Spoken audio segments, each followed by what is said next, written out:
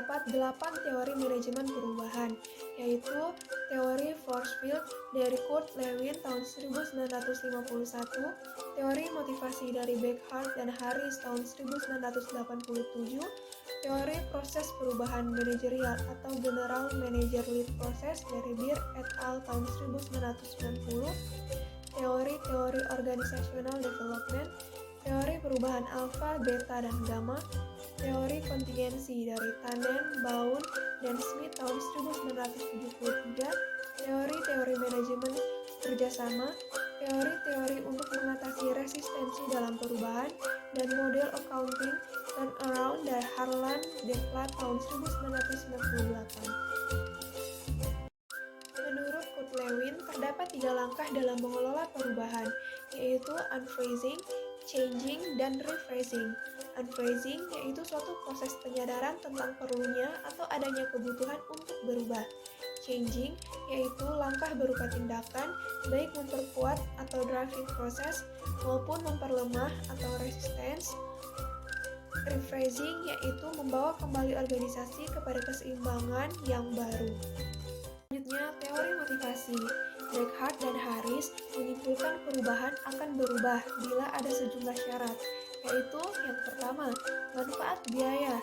Maksudnya bahwa manfaat yang diperoleh harus lebih besar daripada biaya perubahan. Kedua, persepsi hari esok. Maksudnya manusia dalam organisasi melihat hari esok dipersepsikan lebih baik. Ketiga, ketidakpuasan. Bahwa adanya ketidakpuasan yang menonjol terhadap keadaan sekarang yang diatasi pimpinan. Keempat, cara yang praktis.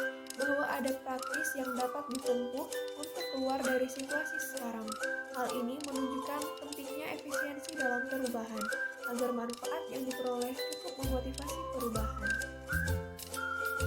Selanjutnya, teori-teori untuk mengatasi resistensi diperkenalkan oleh Kotter dan Schlesinger pada tahun 1979.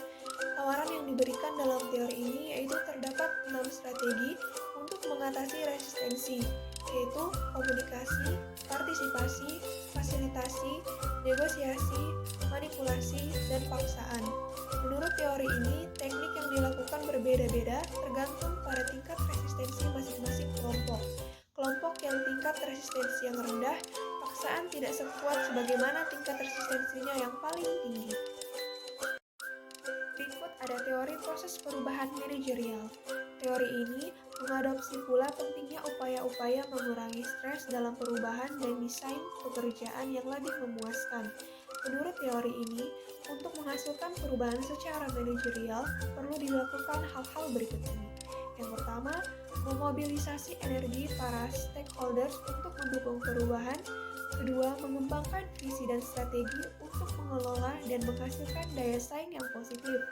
Ketiga, mengkonsolidasi perubahan melalui kebijakan strategi yang diformalisasikan, struktur, sistem, dan sebagainya. Selanjutnya yaitu ada organization development, menyentuh 2 kategori yang saling berinteraksi, yaitu manusia dan teknologi. Manusia adalah komponen yang melakukan proses organisasi seperti komunikasi, pengambilan keputusan, dan pemecahan masalah. Sedangkan teknologi mempengaruhi struktur-struktur organisasi seperti desain pekerjaan, task method, dan desain organisasi. Menurut teori ini, intervensi pada kedua kategori ini menghasilkan pemenuhan kebutuhan manusia dan penyelesaian tugas. Interaksi tersebut terjadi pada pendekatan teknostruktur dan manusia proses. Melalui studi ini, kedua peneliti berkesimpulan bahwa pendekatan pada teknostruktur memberikan dampak yang lebih jelas terlihat daripada domain manusia proses yang cenderung lebih abstrak. Teori kontingensi. Menurut teori ini, strategi yang dipilih guna menghadapi situasi tertentu, tergantung pada tipe situasi yang dihadapi, atau ia bersifat kontingen pada situasi yang ada. Teori ini lebih cocok digunakan oleh seorang pemimpin dalam organisasi, kurang lebih organisasi yang akan mengelola suatu perubahan. Seseorang dapat memilih kepemimpinannya, mulai dari sangat otoratif hingga partisipatif. Kepemimpinan partisipatif eksekutif melibatkan karyawannya dalam berbagai hal, misalnya dalam pengumpulan data, mendiagnosis masalah, mencapai persetujuan, dan sebagainya. Sebaliknya, dalam kepemimpinan yang otoriter, kita bisa melakukan banyak hal, tetapi membiarkan karyawan berada dalam kegelapan. Teori perubahan alfa, beta, dan gamma. Teori ini merupakan perkembangan dari teori organization development yang dianjurkan oleh Golembowski et al. Salah satu bentuk intervensi atau pendekatan yang dilakukan dalam OD adalah team building yang bertujuan untuk merekatkan nilai-nilai sebuah organisasi, khususnya kepercayaan dan komitmen. Yaitu teori kerjasama. Teori kerjasama mempelajari bahwa perubahan tidak bisa berjalan tanpa adanya kerjasama semua pihak. Selanjutnya, model accounting turnaround.